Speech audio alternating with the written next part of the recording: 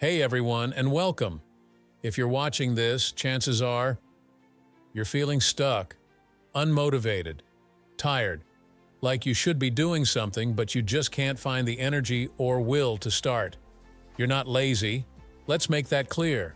You're just drained, overwhelmed, and maybe even a little lost. And let's be honest, that's not a rare thing anymore, is it? We live in a world that constantly demands more of us. More productivity, more availability, more yes. Say yes to that project. Say yes to that invitation. Say yes even when your gut screams no, just to avoid feeling guilty or disappointing someone else. But what if I told you that all those tiny yeses, the ones you force out of obligation, are actually stealing your motivation? Every time you say yes to the wrong thing, you're saying no to something that could actually move your life forward. Your rest, your goals, your peace of mind. And that constant misalignment, that's what leads to burnout. That's what turns your to-do list into a mountain you can't climb. That's what makes your passions feel like chores. This video isn't here to give you a pep talk or a motivational quote you'll forget in 10 minutes. This is about something deeper, something more sustainable. We're going to talk about how learning to say no strategically, intentionally, can be a total game changer. It's not about being negative or selfish. It's about preserving your energy for the things that matter. It's about protecting your spark before it burns out completely. We're going to unpack why motivation disappears when you feel sad or anxious or stretched too thin. We'll talk about how to break out of that downward spiral. And most importantly, how to stop relying on motivation as your fuel source. Because let's be honest, motivation is a fair-weather friend. It shows up when things are easy and exciting. But the second life gets hard, it ghosts you. What you need is a system, habits that work even on your worst days, routines that support you when motivation doesn't show up. In this video, we're also going to dive into the real energy drainers in your life, the people, tasks, and situations that quietly suck the life out of you. And we're going to learn how to say no to them, firmly but kindly, without guilt. Then, we'll move into goal setting. Not the dream big kind that feels overwhelming, but realistic, doable steps that create momentum. And yes, we'll talk self-care. Not the fluffy Instagram kind, but the basic essential practices, sleep, movement, mindfulness, the stuff that truly restores you. And finally, we'll focus on consistency. Because none of this matters if it doesn't last, right? We'll build strategies that keep you going, even when you slip. Because let's face it, slip-ups are part of the process. So if you're ready to stop chasing motivation and start building something real, grab a drink, get comfy, and let's take this journey together. By the end of this video, you'll have tools, insights, and a game plan to reclaim your motivation. And more importantly, your energy. Let's get started. Let's talk about something we all do, probably way too often, saying yes when we really mean no. It sounds harmless, right? You agree to help out a coworker even though your schedule's already packed. You say yes to going out when all you want is a quiet night in. You take on an extra task because you don't want to disappoint anyone or seem selfish. But here's the truth most people never realize. Every time you say yes to something that doesn't align with your energy, your values, or your priorities, you're saying no to something that does. It's a hidden cost, and it adds up fast. You say yes to a meeting you didn't need to attend, and now you have zero focus left for your own project. You say yes to an event you don't want to go to, and now your social battery is drained for days. You say yes to helping someone else meet their deadline, and now you're behind on your own goals. It seems small in the moment, but over time, you start to lose clarity, you lose time, and most of all, you lose yourself. And let's not forget the emotional side of this. The resentment that starts to build. You begin to feel used, burnt out, maybe even a little invisible. And the worst part? People don't even know you're struggling because you've made it look easy. But let me ask you this. Who's protecting your energy, if not you? No one else knows your limits the way you do. no one else can feel when you're running on empty. So if you're not setting boundaries, who will? Now, I get it. Saying no is hard. It feels uncomfortable. It can make you feel guilty, awkward, even selfish. But saying no doesn't make you a bad person. It makes you a person who respects their time, their energy, their future. Because here's the mindset shift. Saying no to the wrong things is actually saying yes to yourself. It's saying yes to rest, yes to focus, yes to your goals, your passions, your peace of mind. And this isn't about being cold or unkind. You can say no with grace, with kindness, with honesty. You don't owe everyone access to your time. You don't owe everyone a yes. You owe yourself the space to thrive. So the next time you're about to say yes out of habit or guilt, pause. Ask yourself, is this a true yes? Or am I just afraid to say no? Because every yes carries a price. And when you say it too often to the wrong things, that price is your energy, your motivation, your life. In this video, we're going to help you reclaim that power by teaching you how to say no without guilt, how to set boundaries that actually stick, and how to prioritize you in a world that constantly pulls your attention in 1,000 directions. So let's dive into what happens when you ignore your own limits, and how to start drawing the line in a way that feels good, not scary. Let's talk about something that doesn't get enough attention, that invisible loop between sadness and lack of motivation. You've probably felt it before. You wake up feeling off. Maybe nothing's technically wrong, but something's weighing on you. You feel low, maybe a little numb, and because of that, you don't get much done. Then the guilt kicks in. You start thinking, why can't I just get it together? And that guilt, it makes you feel even worse. Welcome to the sadness motivation cycle. It's a loop that feeds on itself. You feel sad or off. That leads to inaction. Inaction leads to guilt or frustration. That guilt deepens your sadness, and the cycle continues. It's so easy to get stuck here. And the scariest part? The longer you stay in it, the more normal it starts to feel. You start to believe that this low-energy, joyless version of yourself is just who you are now. But that's not true.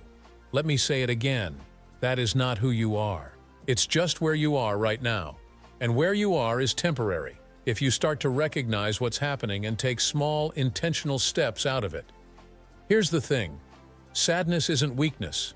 It's not laziness. It's not a flaw in your personality. It's a signal that something's off, that your needs aren't being met, that maybe you're carrying too much without support or ignoring something that matters. But when we try to power through it without understanding it, we end up making it worse. We overextend ourselves. We say yes when we're already running on empty, and then we wonder why we're exhausted. So how do you break the cycle? You don't wait for motivation to magically return. You don't wait for the stars to align or for that perfect mood to kick in. You start small. You start with action, even when you don't feel like it. Because here's the truth. Action creates momentum. Momentum creates motivation. Motivation follows progress, not the other way around. Think of it like pushing a heavy wheel. The first push is the hardest. You might feel like you're getting nowhere, but once it starts to roll, even just a little, it gets easier. That's why your focus shouldn't be on feeling motivated. It should be on doing the next small thing that moves you forward. Drink a glass of water, get out of bed and stretch, open the blinds, respond to one email, clean a corner of your room. Tiny wins, tiny steps, because tiny steps lead you out of that fog 1 inch at a time. Also, and this is important, you need to let go of the shame. Shame is the glue that holds the cycle together.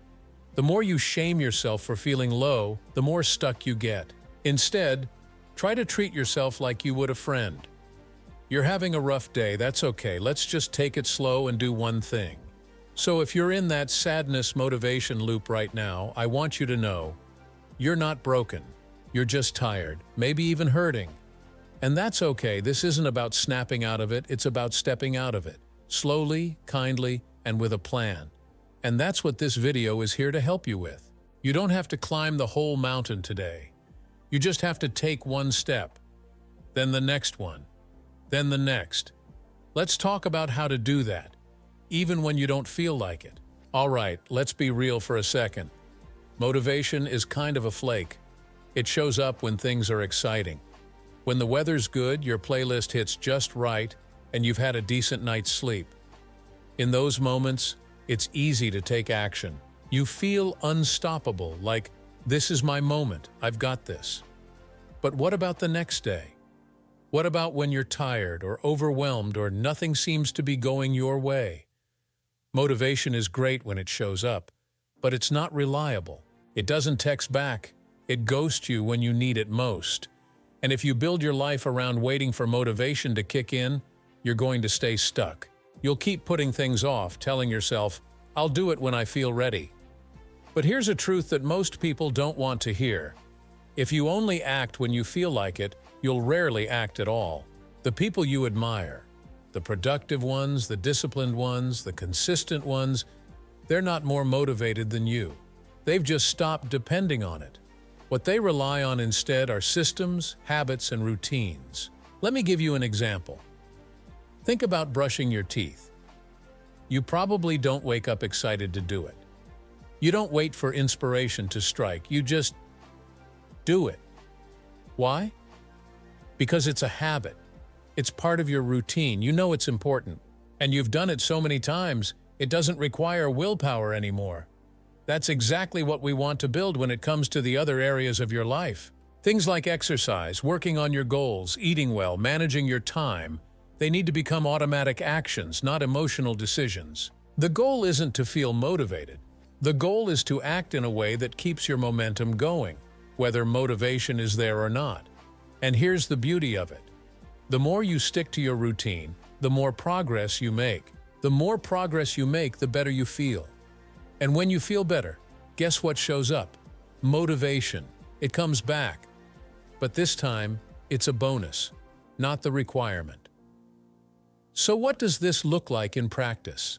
Set simple, repeatable routines. Not run 5 miles every day if you've never exercised. More like go for a 10-minute walk after lunch.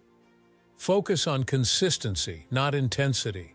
It's better to show up 5 days a week for 15 minutes than 1 day a week for 2 hours. Use tools like habit tracking, reminders, and environment design, placing things in your space that make doing the right thing easier. And most importantly, forgive yourself when you fall off. Because you will. Everyone does. What matters is how quickly you come back. Think of motivation like a spark. It can light the fire, but only habits keep it burning. You need fuel, structure, repetition. So instead of chasing fleeting inspiration, start building a routine that shows up even when you don't feel like it. That's how you create real progress, not from magical bursts, but from showing up imperfectly but consistently. You're not lazy. You just need a better system, and guess what? We're going to build that system together, step by step. Let's move on and talk about one of the biggest drains on your energy and what to do about them. Okay, it's time we talk about something that quietly drains your motivation and energy, and most people don't even realize it's happening. We're talking about energy vampires, and no, not the Halloween kind with capes and fangs. We mean the people, tasks, habits, and environments that slowly but surely suck the life out of you. Sometimes they're obvious. That one person who constantly complains, gossips, or makes you feel small. But more often, they're subtle, sneaky, wrapped in something that looks helpful or fun or important. Let's break this down. People as energy vampires. Some people energize you. They lift you up, challenge you in a good way, make you feel seen and understood. Others leave you feeling depleted after every conversation. The friend who only calls when they need something. The coworker who dumps their stress on you every day. The family member who never respects your time or boundaries. Are they bad people? Not necessarily, but they may be bad for your energy, especially if there's no balance, no reciprocity, no respect. You have to ask yourself, do I feel lighter or heavier after spending time with this person? That one question can tell you a lot. Tasks as energy vampires. It's not just people. Some of the things on your to-do list are draining your energy more than they're worth. Think of the recurring commitments that you dread every single week. The ones that take up hours and give you nothing in return. Or worse, they pull you away from the things that do matter. Just because you've always done it doesn't mean you need to keep doing it. If a task feels pointless, exhausting, and misaligned with your goals, it might be time to let it go. Habits as energy vampires. Yep, your own habits can be vampires too. Scrolling on your phone for 45 minutes first thing in the morning, saying yes without thinking, skipping meals, sleep, or rest in the name of productivity. These things chip away at your energy without you even realizing it. They steal your mental bandwidth and create a sense of constant overstimulation or distraction. Ask yourself, what do I do regularly that leaves me more tired, anxious, or unmotivated afterward? Those are habits worth examining and changing. Environments as energy vampires. Your space matters. Cluttered room, chaotic workspace, constant background noise. That stuff adds up. You don't need a Pinterest-perfect space. But if your environment constantly overwhelms you or distracts you, it's silently draining you. Even something as simple as tidying your desk, opening a window, or adding a plant can create an energy shift. So here's your challenge. Start noticing. Not everything that drains you is dramatic. Sometimes it's just the little things repeated every day. Keep a mental checklist, or even a real one. Who drains me? What drains me? Where do I feel most tired? When do I feel most alive? You can't fix what you don't see. But once you do see it, once you identify the energy vampires, you can start reclaiming your power piece by piece. And don't worry, we're not going to just leave you there. Next up, we'll talk about how to actually set boundaries and start saying no, clearly, confidently, and without guilt. Let's keep going. All right, we've talked about energy vampires. Now it's time for the hard part, setting boundaries. If just hearing that phrase makes you feel a little tense, you're not alone. Most of us were never really taught how to set boundaries. And when we try, we feel guilty, selfish, or scared that we're going to upset someone. But here's what I want you to remember. Boundaries are not walls, they're doors. They don't shut people out. They show people how to connect with you in a healthy, respectful way. And boundaries aren't just for toxic people or bad situations. They're for everyday life, for managing your time, your energy, your peace of mind. Let's break it down. Step 1. Understand what a boundary is. A boundary is simply what's okay and what's not okay for you. It might sound like, I can't work past 6 p.m. anymore. I'm not available this weekend, but I'd love to catch up next week. Please don't raise your voice when we're talking. I'm happy to listen, but I need respect. Simple, clear, honest. Not dramatic, not mean, just truthful. Step 2. Practice saying no without over-explaining. A lot of us think we need a detailed excuse every time we say no. Spoiler alert, you don't. You are allowed to say no without a backstory, apology, or emotional monologue. Try these. Thanks for thinking of me, but I can't commit to that right now. That doesn't work for me, but I hope it goes well. I'm focusing on other priorities right now. Short, polite, done. You don't owe everyone access to your time or energy. Full stop. Step 3. Expect discomfort, but know it's temporary. Yes, setting boundaries can feel awkward at first. Yes, some people might push back, especially if they were benefiting from your lack of boundaries. But here's the thing. Other people's reactions don't mean you're doing something wrong. It usually just means you're doing something new. And here's the powerful shift. Every time you hold a boundary, you build self-trust. You send a signal to yourself that says, I've got your back. That's how confidence grows. Step 4. Know that boundaries equal self-respect. Setting boundaries isn't selfish. It's self-respect in action. When you protect your time, your mental health, your energy, you're able to show up better for the things and people that matter most. Because you're not spread thin. You're not running on empty. You're present, focused, energized. That's not just good for you. It's good for everyone around you. You can't pour from an empty cup, and boundaries help keep your cup full. Step 5. Start small. If setting boundaries is new for you, don't feel like you have to overhaul your whole life in a day. Start with something simple. Say no to one unnecessary task this week. Set a time limit for social media use. End one phone call or meeting when it starts dragging on. Block off one evening for you. No plans, no guilt. The more you practice, the easier it gets. And soon, it won't feel like a confrontation. It'll feel like clarity. So here's your takeaway. Boundaries protect your peace. They protect your energy. And most of all, they protect your progress. You deserve to feel in control of your time and your life. And that starts with giving yourself permission to say, this is what I need. This is what I can offer. And that's enough. Coming up next, we'll take all of this and use it to build momentum. Because when your energy is protected and your boundaries are in place, that's when real progress begins. Let's keep going. All right, we've cleared space, protected your energy, and started setting boundaries. Now let's talk about what to do with that reclaimed energy. It's time to talk goals, but not just any goals. Goals that actually build momentum. Because here's the trap most people fall into. They set huge, vague, overwhelming goals like, I'm going to get in shape. I'm going to start a business. I'm going to fix my entire life in 30 days. Sound familiar? The intention is great. The ambition is real. But the execution, totally unsustainable. You burn out before you even begin. And worse, you start thinking the problem is you. But the truth is, it's not that you're lazy. It's that your goals need better design. Let's fix that. Step 1. Shrink the target. Big goals are inspiring, sure, but they only work if you can actually see where to begin. So instead of get in shape, try. Go on a 15-minute walk after dinner 3 times this week. Instead of start a business, try.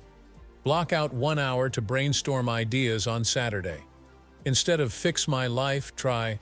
Make my bed every morning. This week. These small, specific actions are doable. They create movement. And movement equals momentum. Step 2. Break it down. Let's say your goal really is something big, like writing a book, launching a side hustle, or changing careers. Awesome. Now ask yourself, what's the first small step I can take this week? What would success look like in just the next 7 days? How can I make this so simple I can't not do it? Break it down until it feels almost too easy. That's the sweet spot. Because when you make a tiny bit of progress, your brain releases dopamine, the reward chemical, and that motivates you to keep going. Step 3. Focus on process, not just results. Here's a mindset shift. Goals are about direction. Habits are about progress.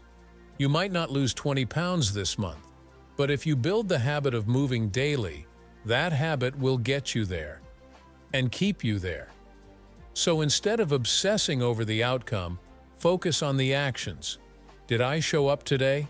Did I follow through on my plan? Did I take a small step forward? That's progress. That's winning.